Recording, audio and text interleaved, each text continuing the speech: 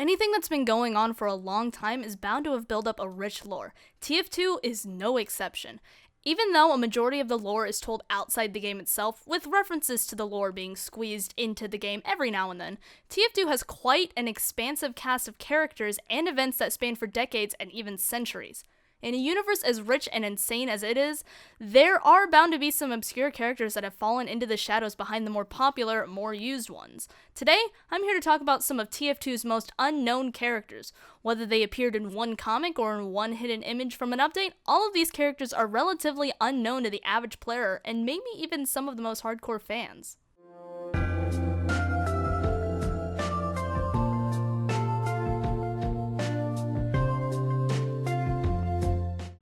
To start off, we have my favorite obscure character, Francis the Talking France.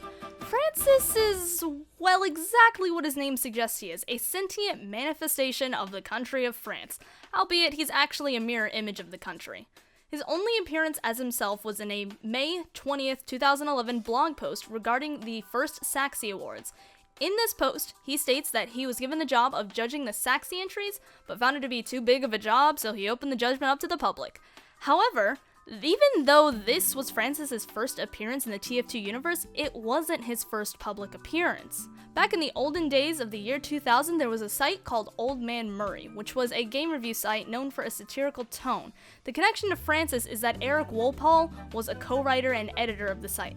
Francis appeared in several images that accompanied their posts as their new racist mascot, as they put it. Despite his only speaking role being on the TF2 blog, he's referenced on 3 separate occasions. The first of which was in the Scream Fortress comic Abominomicon, where he appears as a child's Halloween costume along with a Saxon Hale and a Zephaniah Man.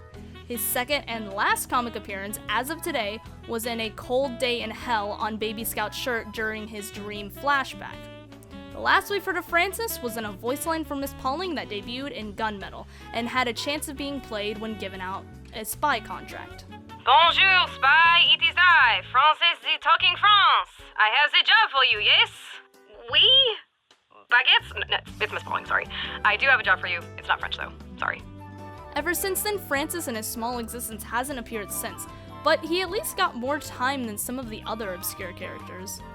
Alright, so we all know Blutarch, Redman, and Grayman, and most of us even know Zephaniah Man, also known as the ghost that wanders around the spooky Halloween version of Harvest, and of course, the man whose hat became the hat that friendly underwear Hoovy sitting in the corner wasting a player slot wears. However, there is another man that's just as important, but not as known. That man is SILAS MANN, the presumed brother of Zephaniah. All we know about him is that he was a co-owner of the company Zephaniah Man & Sons Quarterly Concern, which would eventually become MannCo. It's because of SILAS that we have name tags and those goddamn keys. SILAS didn't die too long after Zephaniah, and like him, he didn't exactly move on to the afterlife, but rather lingered. However, unlike becoming simply a wandering, spooktacular ghost, he became who we know as the Horseless Headless Horseman haunting Mann Manor. While the Horseman isn't an obscure character, so to say, the man that became the Horseman seems to have been lost in the lore. With as Serb as TF2 is, not just game-wise, but also character-wise, TF2 took creative liberties with several historical figures, giving them ludicrous accomplishments and roles during their lifetime. The first, and probably most important, is our 16th president, Abraham Lincoln.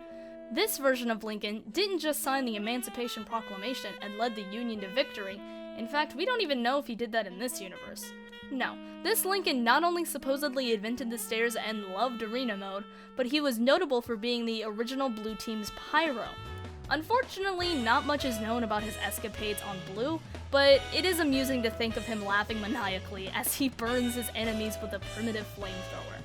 This Lincoln died one of 2 ways, either by the hand of John Tower of Hats Booth, or by trying to rocket jump up his newly invented stairs. Yeah, if you haven't read the blurb introducing the gunboats, I suggest it. It's a hell of a read, and a heck of a lot of the little update blurbs are pure gold. Now, of course, a president isn't the only historical figure TF2 horribly butchered.